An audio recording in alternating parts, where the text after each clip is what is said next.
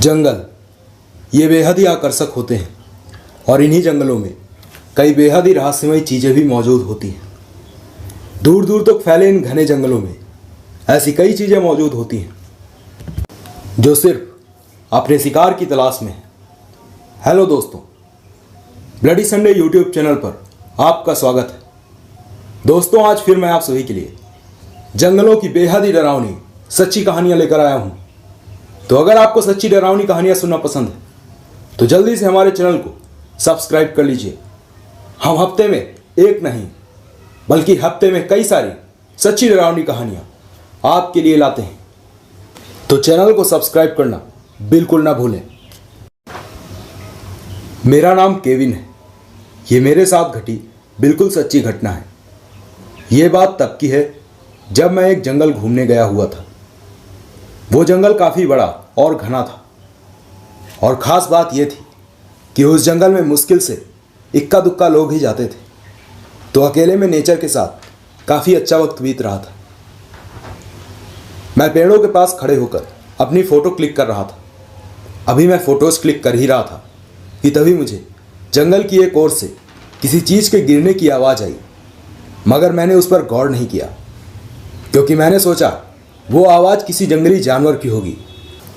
और क्योंकि मुझे जंगलों में घूमने फिरने का बहुत अनुभव था, इसीलिए मुझे पता था कि जंगलों में किसी भी आवाज़ का बिना ज़रूरत पीछा नहीं करना चाहिए और किसी जगह ज़्यादा देर रुके बिना सतर्कता के साथ आगे बढ़ते रहना चाहिए, क्योंकि जंगलों में की जाने वाली आपकी जरा सी चूक आप पर बहुत भारी पड़ सकती है। इसीलिए मैं चुपचाप वहाँ से आगे बढ़ गया। अभी मैं कुछ दूर चला ही था कि तभी मैंने देखा घनी जंगली झाड़ियों के पास एक इंसानी लाश पड़ी थी। देखने से पता चल रहा था कि वो लाश 4-5 दिनों से वहीं पड़ी है और उस लाश में से सर फाड़ देने वाली गंध आ रही थी और जंगली जानवरों ने उस लाश को बुरी तरह से नोचा था। उस इंसान का एक हाथ नहीं था। शायद उसे जंगली जानवर नोच नोच कर खा गए थे और लगभग 50% लाश को जंगली जानवर बुरी तरह से खा चुके थे। उस लाश को देखकर मेरा मूड ऑफ हो गया था और अगर मैं वहाँ पर और टाइम रुकता तो शायद उस सर फाड़ देने वाली गंध से बेहोश हो जाता।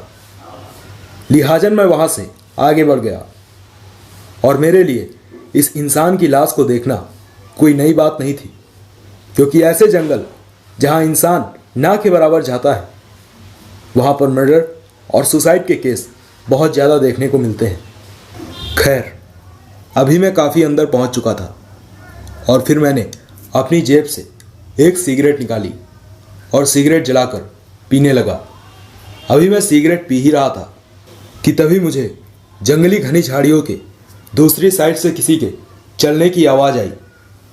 वो जो कुछ भी था काफ़ी धीरे चल रहा था और उसके हांफने की आवाज़ मुझे साफ सुनाई दे रही थी, जो काफ़ी भारी थी। मुझे ये समझते देर नहीं लगी कि ये ज़रूर कोई बड़ा जंगली जानवर है। लिहाजन मैं तुरंत अधीर कदमों से भागकर अपने साइड लगे एक पेड़ के पीछे छिप गया।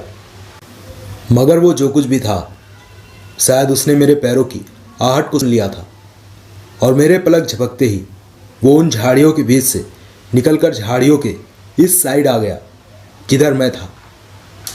इधर पेड़ के पीछे छिपे हुए मैं समझ चुका था कि वो जो कुछ भी है वो मेरी तरफ आ चुका है और शायद वो मेरे खून की गंध को भी सूंघ पा रहा है। यकीन मानिए, उस टाइम मेरे पसीने छूट गए थे और मैं पसीने से लथपथ हो चुका था। और फिर कुछ देर बाद वो जो कुछ भी था वहाँ से जाने लगा और फिर जब मैंने छिपकर पेड़ के पीछे से उसकी तरफ देखा तो मेरे रोंगटे खड़े हो गए। मैंने देखा वो जो कुछ भी था उसका शरीर इंसानों के जैसा था, मगर उसका सर भेड़िए का था और उसके कान बेहद लंबे थे और ऊपर की ओर उठे हुए थे। उसे देखकर मैं समझ गया कि ये एक वेयरवॉल्फ है। वेयरवॉल्फ यानी मानव भेड़िया, जो बेहद ही आक्रामक होते हैं मगर बहुत ही कम पाए जाते हैं। उस दिन मेरी किस्मत अच्छी थी। फिर वो वेयरवॉल्फ वहाँ से चला गया और फिर उसके जाते ही मैं पूरी जान लगाकर वहाँ से भागा और तब तक नहीं रुका जब तक मैं उस जंगल से बाहर नहीं निकल गया। तो दोस्तों, ये थी मेरे साथ घटी बिल्कुल सच्ची घटना। मेरा नाम प्रभात है। ये मेरे और मेरे दोस्त बिरजू के साथ घटी बिल्कुल सच्ची घटना है। ये बात तब की है जब मैं अपने पर्सनल ट्रक से सामान ढोने का काम करता था और बिरजू भी मेरे साथ रहता था। मैं काफ़ी दूर दूर तक का सामान ढोने का ऑर्डर ले लेता था।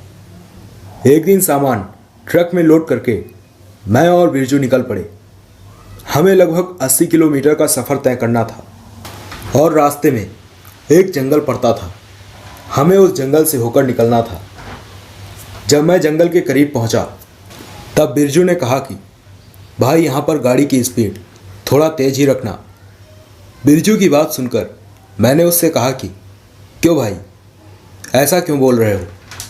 तो बिरजू ने बताया कि भाई, ये रास्ता सही नहीं है। यहाँ पर कई लोगों की जानें गई हैं और कई लोगों की तो बॉडी तक नहीं मिली है पुलिस को अभी तक।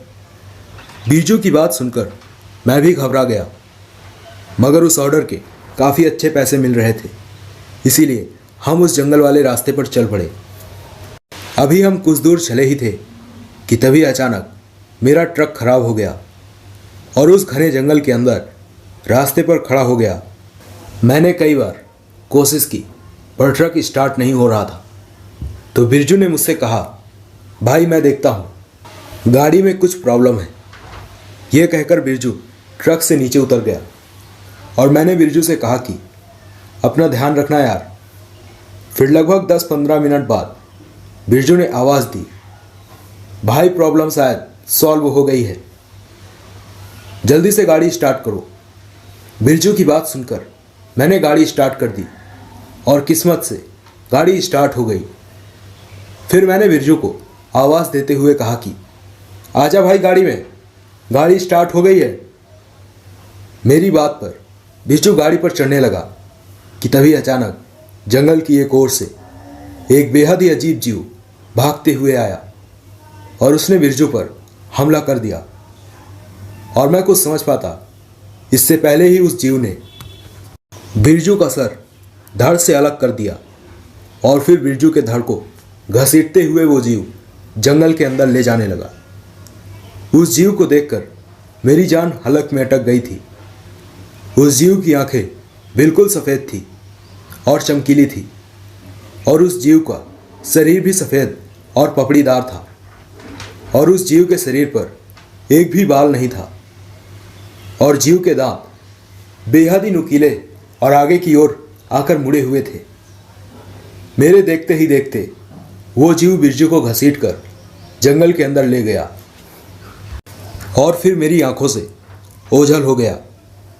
उस भयानक जीव को देखकर मैं इतना खौफ में आ गया था कि हिल भी नहीं पा रहा था।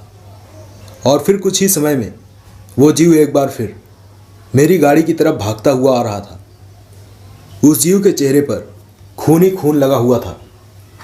उस जीव को अपनी तरफ आता देख मेरी चीख निकल गई और मैंने जल्दी से गाड़ी स्टार्ट की और फिर मैंने गाड़ी को लास्ट स्पीड तक भगा दिया। उस वक्त मेरे दिल की धड़कनें बेहद ही तेज थी। मुझे ऐसा लग रहा था कि अब मैं नहीं बचूंगा। उस जीव ने कई किलोमीटर तक मेरा पीछा किया, मगर फिर वो जीव जंगल में वापस लौट गया और फिर कुछ ही समय में मैं उस जंगल से बाहर निकल गया। तो दोस्तों, ये थी मेरे और मेरे दोस्त बिरजू के साथ घटी बिल्कुल सच्ची घटना। मेरा नाम चंद्रकांत है। ये मेरे और मेरे भाई के साथ घटी बिल्कुल सच्ची घटना है। मेरा घर जंगलों के बीच में है। दरअसल ये हमारा छोटा सा शहर है जो जंगलों में बसा हुआ है और इन्हीं जंगलों में मेरे साथ एक ऐसी घटना घटी जिसको याद करके आज भी मेरे रोंगटे खड़े हो जाते हैं। उस दिन मैं अपने छोटे भाई के साथ अपने घर से थोड़ी दूर पर इन्हीं जंगलों में खेल रहा था। खेलते खेलते मेरी नज़र जंगल की एक ओर पड़ी, जहाँ पर मैंने देखा कि कई सारे बच्चे थे जो हमें ही घूर रहे थे। उन बच्चों ने काले कपड़े पहन रखे थे और वो कपड़े काफ़ी बड़े थे। ऐसा लग रहा था जैसे किसी बड़े आदमी के कपड़े इन बच्चों ने पहन लिए थे। अजीब बात यह थी कि आज से पहले मैंने कभी भी इन बच्चों को नहीं देखा था। हालांकि हमारे इस छोटे से शहर में कई सारे बच्चे थे, पर मैं उन सबको अच्छे से पहचानता था। मेरा छोटा भाई लकड़ियों को आपस में बांधकर एक गाड़ी बनाने की कोशिश कर रहा था। मैंने उसे रोकते हुए वापस घर चलने को कहा। जैसे ही हम दोनों घर जाने के लिए मुड़े, तभी मैंने देखा वो बच्चे भी धीरे धीरे हमारी तरफ बढ़ने लगे कि तभी मैंने अपने भाई को भागने का इशारा किया और फिर मैं और मेरा छोटा भाई वहाँ से अपने घर की तरफ भागने लगे। और हमसे भी तेज वो बच्चे अजीब सी आवाज़ में चिल्लाते और गुर्राते हुए हमारी तरफ भागने लगे। मैंने अपने छोटे भाई का एक हाथ पकड़ रखा था और बचाओ पापा चिल्लाता हुआ अपने घर की तरफ पूरी जान लगाकर भाग ही रहा था कि तभी मेरा भाई एक पत्थर से ठोकर लगने की वजह से गिर पड़ा और मेरे से उसका हाथ छूट गया। उस वक्त मेरी जान पर ऐसी बनाई थी कि मैंने सिर्फ अपने भाई को दोबारा उठकर भागने को बोला, पर उसके लिए रुका नहीं। अभी मैं कुछ दूर भागते हुए पहुंचा ही था कि तभी मुझे मेरे छोटे भाई की दर्दनाक चीख सुनाई दी। भैया भैया मुझे बचाओ, उसने कहा। अपने छोटे भाई की चीख सुनकर मैं एक झटके से रुक गया और जैसे ही मैंने पीछे मुड़कर देखा, मेरी जान ही निकल गई। मैंने देखा वो जिन्हें मैं बच्चे समझ रहा था, वो कोई अजीब से नरभक्षी जीव थे जो मेरे छोटे भाई के मांस के लोथड़ों को नोच नोच कर चबा रहे थे। मरते हुए मेरे भाई की आंखें मेरी ही तरफ थी कि तभी एक नरभक्षी जीव ने मेरे छोटे भाई का सर उसके धड़ से अलग कर दिया और फिर वो सभी नरभक्षी जीव मिलकर उसके सर को नोच नोच कर खा गए। मैं वो सब देखकर जमीन पर गिर पड़ा और जोर जोर से रोने लगा कि तभी वो नरभक्षी जीव मेरी तरफ आने लगे कि तभी मुझे अपने पीछे से फायरिंग की आवाज़ सुनाई दी। मेरी चीखें सुनकर मेरे शहर के लोग और मेरे पापा भी वहाँ आ गए थे और लोगों के मुंह से मैंने आवाज़ सुनी, पिशाच पिशाच। सभी लोग काफ़ी डरे हुए थे, मगर तब भी हिम्मत करके उन पिशाचों पर पत्थर फेंक रहे थे और फायरिंग भी कर रहे थे। इतने सारे लोगों को एक साथ अपनी तरफ आता देख वो पिशाच गुर्राते हुए जंगल में अंदर चले गए। जब मेरे छोटे भाई की अधखाई लाश को मेरे पापा ने देखा तो वो बेसुध होकर जमीन पर गिर पड़े और फिर कभी नहीं उठे। हाँ, उन्हें हार्ट अटैक हो गया और उनकी भी मौत हो गई। तो दोस्तों, ये थी मेरे साथ घटी बिल्कुल सच्ची घटना। मेरा नाम हैरी है। ये मेरे साथ घटी बिल्कुल सच्ची घटना है। खैर, मेरे साथ तो कुछ नहीं हुआ, पर मैंने जो देखा वो दिल दहला देने वाला था। यह बात 7 साल पहले की है। मैं जंगल घूमने गया हुआ था। जंगल बहुत बड़ा और घना था। जंगल में घूमते घूमते पता नहीं कब मैं एक ऐसी जगह पर पहुंच गया था जहां से वापस लौटने का रास्ता भी मुझे ठीक से समझ नहीं आ रहा था। मैं बहुत परेशान हो चुका था और एक पेड़ के नीचे बैठकर यह डिसाइड कर रहा था कि मुझे किस तरफ आगे बढ़ना चाहिए कि तभी मुझे कुछ आवाज़ें सुनाई दी। मुझे लगा कि ज़रूर ये जंगल घूमने आए लोगों की आवाज़ें हैं। मैंने वहीं से उन लोगों को आवाज़ देने का सोचा, लेकिन फिर मैंने सोचा कि चलो देखते हैं ये कौन लोग हैं। फिर मैं उसी आवाज़ की तरफ बढ़ने लगा। अभी मैं कुछ दूर पहुंचा ही था कि तभी मुझे सामने के कुछ पेड़ों के दूसरी साइड करीब 1 दर्जन लोग दिखे। मेरे जान में जान आई और मैंने सोचा कि चलो अब इन लोगों के साथ ही इस जंगल से बाहर निकला जाएगा। ज़रूर इन लोगों को इस जंगल के बारे में काफ़ी कुछ पता होगा। यही सब सोचते हुए मैं उनकी तरफ बढ़ ही रहा था कि तभी उनसे कुछ दूर पहुंचने के बाद मैंने जो देखा उसे देखकर मेरे पैरों के नीचे से ज़मीन खिसक गई। मैंने देखा वो लोग कोई इंसान नहीं बल्कि लगभग 1 दर्जन मुर्दाखोर पिशाच थे। वो पिशाच बेहद ही भयानक थे और उन पिशाचों को देखकर मैं फौरन एक पेड़ के पीछे छिप गया और फिर मैंने पेड़ के पीछे से छिप कर देखा। वो पिशाच जंगल घूमने आए लोगों को मारकर जमीन में गाड़ रहे थे और फिर कई इंसानी लाशों को एक साथ एक बड़े से गड्ढे में डालने के बाद उन्होंने उस गड्ढे को मिट्टी से ढक दिया और फिर 1 दर्जन पिशाच मिलकर दूसरी जगह पर गड्ढा खोदने लगे और फिर एक बड़ा सा गड्ढा खोदने के बाद उन मुर्दाखोर पिशाचों ने उस बड़े से गड्ढे से कई मुर्दे निकाले और फिर लगभग 1 दर्जन पिशाच उन मुर्दों को नोच नोच कर खाने लगे। वो सब देखकर मेरे पसीने छूट गए और मैं पसीने से तार तार हो गया और फिर मैंने देर न करते हुए अधीर कदमों से, ताकि उन मुर्दाखोर पिशाचों को मेरी मौजूदगी का पता न चले, मैंने वहाँ से निकलना शुरू कर दिया और फिर सीधा एक रास्ता पकड़कर मैं जंगल में उसी रास्ते पर आगे बढ़ने लगा और किस्मत से वही सही रास्ता था।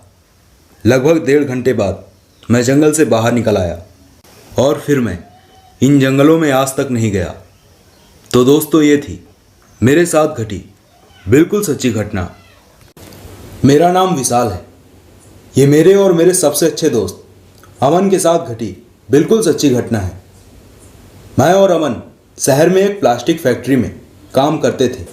ये बात 3 साल पहले की है। बरसात का समय था। मैं और अमन काफ़ी टाइम पहले से ही जंगल घूमने का प्लान बनाए हुए थे और फिर वो बरसात का टाइम था। तो इन बरसात के दिनों में पहाड़ी इलाकों और जंगलों में घूमने का डबल मज़ा आता है। इसीलिए फिर हमने फैक्ट्री से 4-5 दिनों की छुट्टी ले ली और फिर हम जंगल घूमने के लिए निकल पड़े। जंगल घूमने हम पैदल ही गए हुए थे। खैर, फिर हम जंगल के पास पहुंच गए और हमने जंगल में रुकने का भी प्लान बनाया था। इसीलिए हम अपने साथ कुछ खाना पीने के लिए, पानी की बोतल और रात में रुकने के लिए कैंप का भी सारा सामान लाए हुए थे। खैर, फिर बातें करते करते हम जंगल में काफ़ी अंदर पहुंच चुके थे। फिर हमें काफ़ी भूख और प्यास भी लग रही थी, जिस वजह से मैंने और अमन ने अपने अपने बैग उतारे और फिर मैंने और अमन ने अपना अपना टिफ़िन बॉक्स निकाला और फिर हम बातें करते करते जंगल में एक पेड़ के नीचे बैठकर खाना खाने लगे। अभी मैं खाना खा ही रहा था कि तभी मेरी नज़र मुझसे कुछ ही दूरी पर एक पेड़ के पास पड़ी। मैंने देखा एक काला साया उस पेड़ के पास खड़ा है और यकीन मानिए, वो साया बिल्कुल काला था, धुआं की तरह। उसका कोई चेहरा नहीं था। उसे देखकर मैंने अमन की तरफ देखा। अमन चुपचाप अपना खाना खा रहा था। फिर मैंने उसे जल्दी से उस पेड़ की ओर देखने को कहा। अमन के साथ मैंने भी उस पेड़ की तरफ देखा, मगर मैंने देखा अब वहाँ कोई नहीं था। वो साया अब गायब हो चुका था। मेरे कुछ भी समझ नहीं आ रहा था कि तभी अमन ने मुझसे कहा कि क्या हुआ भाई, क्या दिखा रहे थे मुझे? कुछ नहीं यार, मैंने अमन से कहा। फिर हम दोनों वापस अपना अपना खाना खाने लगे। मैंने उस साये को अपना वहम समझकर भुला दिया और फिर खाना खाकर हम दोनों वापस जंगल में आगे बढ़ गए। मगर मेरे दिमाग में अभी भी वो साया नाच रहा था। मैंने एक बार कोशिश भी की कि अमन को कुछ समय पहले मैंने जंगल में जो देखा उसके बारे में अमन को बता दूं, मगर मुझे पता था अमन इन सब चीज़ों में बिल्कुल भी नहीं मानता है और इसीलिए मैं इस अच्छे टाइम को अपनी बातों से ख़राब नहीं करना चाहता था। खैर, फिर कुछ टाइम बाद रात होने लगी तो हम दोनों ने किसी सही जगह की तलाश करना शुरू कर दिया जहाँ पर हम अपने कैंप लगा सकें। खैर, फिर एक जगह पर हमने कैंप लगाया। फिर कुछ देर आग जलाकर हम दोनों ने आपस में बातें की। फिर थोड़ा बहुत खाना खाया और फिर अपने अपने कैंप में सोने चले गए। और फिर आधी रात को किसी अजीब सी आवाज़ से मेरी नींद खुल गई। वो आवाज़ ऐसी थी जैसे कोई किसी चीज़ को घसीटते हुए कहीं ले जा रहा हो। मैं काफ़ी नींद में था और फिर मैं सोने लगा कि तभी मुझे अमन की बहुत ही तेज चीख सुनाई दी। मैं एक झटके से उठकर बैठ गया और पल भर में मेरी सारी नींद गायब हो गई। मैंने जल्दी से अपने बैग से अपनी टॉर्च निकाली और कैंप से बाहर निकलकर अमन के कैंप की तरफ दौड़ा और अमन के कैंप के पास पहुंचकर मैंने देखा अमन कैंप में नहीं था। अमन को कैंप में ना पाकर मैं बहुत घबरा गया और टॉर्च को जंगल में इधर उधर मारता हुआ अमन को ढूंढने लगा। और अभी मैं कुछ दूर जंगलों में और अंदर घुसा ही था कि तभी मुझे जंगली झाड़ियों के पास अमन का कटा हुआ सर दिखा और उन्हीं झाड़ियों के दूसरी तरफ अमन का कटा हुआ हाथ पड़ा था। और तभी झाड़ियों से कुछ ही दूर पर लगे एक पेड़ से मुझे कुछ गिरने की आवाज़ आई। मैंने टॉर्च उस पेड़ की तरफ मारी तो मैंने देखा कि पेड़ के नीचे मांस के टुकड़े गिर रहे थे। फिर एक झटके से मैंने टॉर्च पेड़ के ऊपर मारी तो मैंने देखा पेड़ पर बहुत ऊपर अमन की बची हुई लाश पड़ी थी, जो बहुत ही बुरी हालत में थी। वो जो कुछ भी था वो अमन की लाश को घसीटकर पेड़ पर बहुत ऊपर तक ले गया था। वो सब देखकर मेरे हाथ पैर कांपने लगे थे और मेरे पसीने छूट गए थे। मैं बता नहीं सकता मेरी उस वक्त क्या हालत हो गई थी। मुझे ऐसा लग रहा था कि मैं भी मरने वाला हूँ।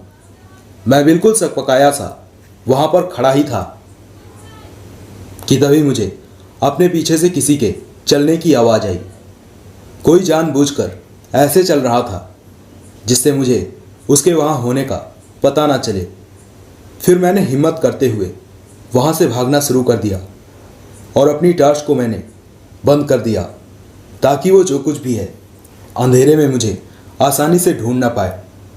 मैं सीधा सीधा नहीं भाग रहा था, कभी जंगल के बाएं ओर भाग रहा था तो कभी दाएं ओर। वो जो कुछ भी था बहुत ही तेज़ी से मेरा पीछा कर रहा था। मुझे उसके पैरों की आवाज़ साफ सुनाई दे रही थी। और फिर भागते भागते मैं एक पेड़ से टकरा गया और फिर इसके बाद मुझे कुछ भी याद नहीं है।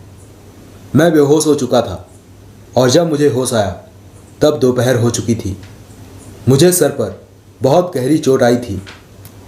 किसी तरह से मैं उठा और हिम्मत करके फिर से भागने लगा और तब तक नहीं रुका जब तक मैं उस जंगल से बाहर नहीं निकल गया। और फिर इसके बाद मैंने इन जंगलों में पैर रखना तो दूर, इनकी तरफ देखना और इनके बारे में बात करना भी छोड़ दिया। तो दोस्तों, ये थी मेरे साथ घटी बिल्कुल सच्ची घटना। मेरा नाम समीर है। ये मेरे साथ घटी बिल्कुल सच्ची घटना है। ये बात 2 साल पहले की है। मैं अपने स्कूल की छुट्टियों में गांव आया था और फिर गांव से 4-5 किलोमीटर दूर एक कोचिंग सेंटर पर मैंने कोचिंग पकड़ ली। और फिर कोचिंग से लौटते वक्त मुझे काफ़ी रात हो जाती थी। तो ऐसे ही एक रोज़ जब मैं कोचिंग पढ़कर घर वापस लौट रहा था तब काफ़ी रात हो चुकी थी। रात के लगभग 9 साढ़े 9 बज चुके थे और मैं अपनी साइकिल भगाते हुए अपने घर जा रहा था। अभी मैं पक्के रास्ते से उतरकर अपने गांव के कच्चे रास्ते की तरफ मुड़ा ही था कि तभी मैंने देखा कच्चे रास्ते पर थोड़ी दूर पर एक औरत खड़ी थी जो मुझे ही घूर रही थी। उस औरत को देखकर मैं कुछ समझ नहीं पा रहा था, मगर तभी वो औरत मेरी तरफ बढ़ने लगी और चांद की रोशनी में मेरी नज़र उस औरत के पैरों पर पड़ी, जिन्हें देखकर मेरे पैरों के नीचे से ज़मीन खिसक गई और मैं पसीने से तार तार हो गया। मैंने देखा उस औरत के पैर हवा में उठे हुए थे और उस औरत के पैर पीछे की ओर मुड़े हुए थे।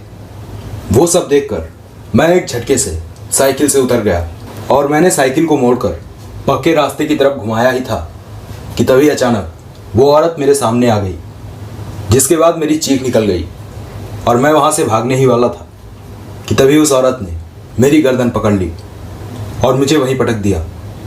और फिर वो औरत मुझे घसीटते हुए गांव के खेतों की तरफ ले जाने लगी और फिर एक खेत में उस औरत ने मुझे छोड़ दिया कि तभी हिम्मत करके मैं वहाँ से भागने लगा। और फिर मुझे भागता देख वो औरत भी मेरी तरफ दौड़ी और फिर एक झटके से उस औरत ने मेरी गर्दन पकड़ ली और मुझे एक हाथ से ज़मीन से ऊपर उठा दिया और फिर एक बार उस औरत ने मुझे ज़मीन पर पटक दिया और फिर मैं ज़ोर ज़ोर से चीखने लगा कि तभी उस औरत ने मेरे मांस को नोचना शुरू कर दिया और मेरे मांस के लोथड़ों को चबाने लगी और फिर मेरी बेहद ही दर्दनाक चीख निकल गई। और तभी खेतों की एक ओर से लोगों के चिल्लाने की आवाज़ें आने लगी और तभी उन लोगों की आवाज़ सुनकर उस औरत ने एक बार फिर मुझे घसीटना शुरू कर दिया और मुझे घसीटते हुए वो झाड़ियों के अंदर ले जाने लगी। उन लोगों को देखकर मेरी जान में जान आई थी और मैं लगातार चीखें मारता रहा। इधर वो औरत मुझे घसीटते हुए झाड़ियों के अंदर ले जाने ही वाली थी कि तभी कुछ लोग मेरे पास पहुंच गए और उन लोगों ने भी उस औरत को देखा। उस औरत के चेहरे पर खून ही खून लगा हुआ था और मैं अधमरा सा जमीन पर पड़ा था। वो सब देखकर वो लोग भी सहम गए कि तभी और 5-10 लोग उन लोगों के पीछे पीछे आ गए। कुछ लोग हाथों में डंडे और कुछ लोग मसाले लिए थे और फिर वो सभी लोग उस औरत की तरफ दौड़े और इतने सारे लोगों को अपनी तरफ आता देख वो औरत वहाँ से भाग गई। और वो इतनी तेज भागी कि कुछ ही देर में ओझल हो गई।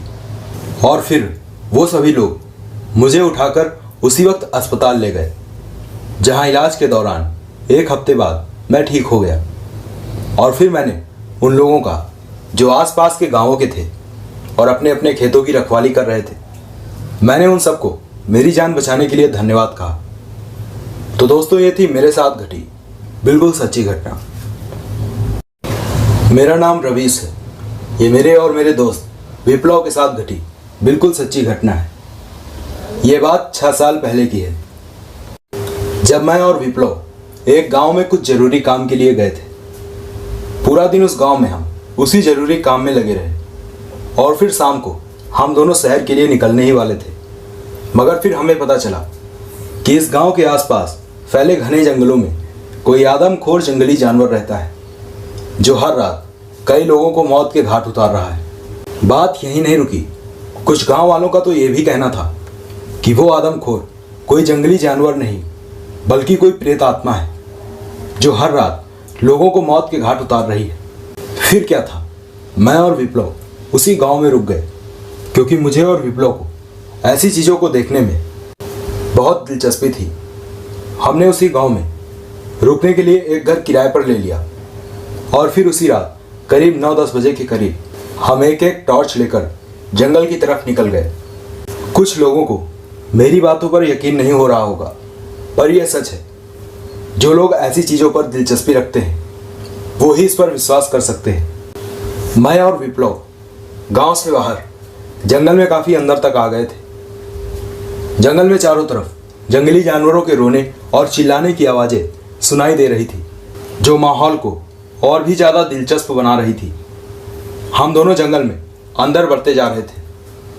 मेरा दोस्त विप्लव मेरे पीछे पीछे चल रहा था। अभी मैं कुछ दूर चला ही था कि तभी विप्लव के गिरने की आवाज़ आई, जिसे सुनकर मैंने एक झटके से पीछे मुड़कर देखा तो मैंने देखा विप्लव जमीन पर पड़ा था और उसके सर पर काफ़ी चोट आई थी। और फिर मैंने विप्लव को उठाते हुए पूछा कि तू गिरा कैसे? तो उसने कहा कि यहाँ पर कोई चीज़ है जो अचानक से मुझसे टकरा गई थी और मैं नीचे गिर पड़ा। विप्लव की बात सुनकर मैंने टॉर्च को सामने की तरफ इधर उधर घुमाया, मगर वहाँ पर तो ऐसी कोई भी चीज़ नहीं थी। यहाँ तक कि जिस जगह पर हम दोनों मौजूद थे वहाँ पर जंगली घास के अलावा एक पेड़ भी नहीं था। अब मैं भी डरने लगा था, क्योंकि विक्रम के सर पर चोट ऐसी थी जैसे किसी ने डंडे से मारा हो।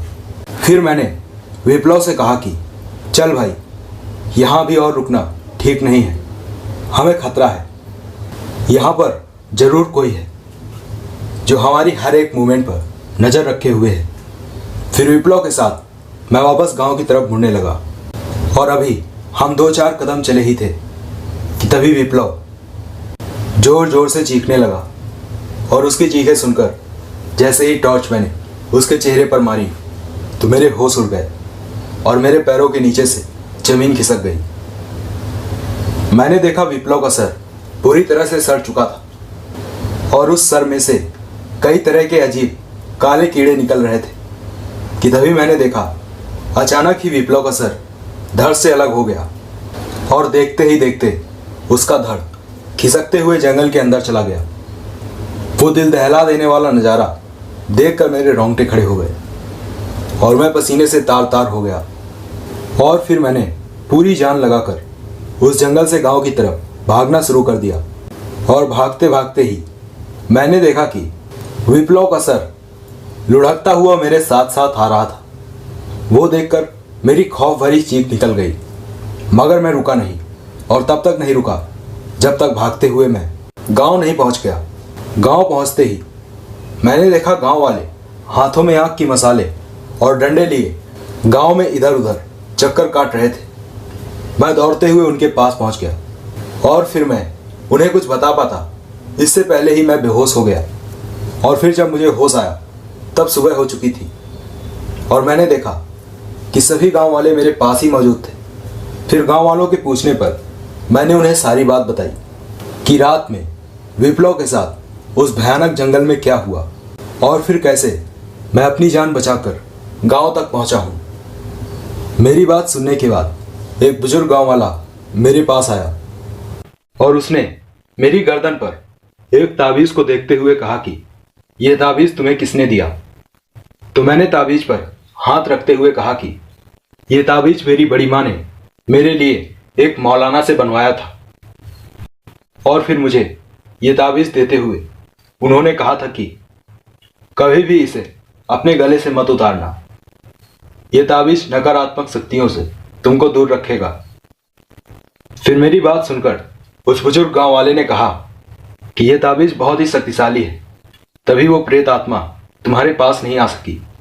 आगे उस बुजुर्ग गांव वाले ने बताया कि अगर यह ताबीज तुम्हारे गले में ना होता तो वो प्रेत आत्मा तुम्हें भी तुम्हारे दोस्त की तरह जान से मार देती। उस बुजुर्ग गांव वाले की बात सुनकर मेरे होश उड़ गए। और हाँ, इस घटना के बाद मेरी इन सब चीज़ों में दिलचस्पी नहीं रही। तो दोस्तों, ये थी मेरे साथ घटी बिल्कुल सच्ची घटना।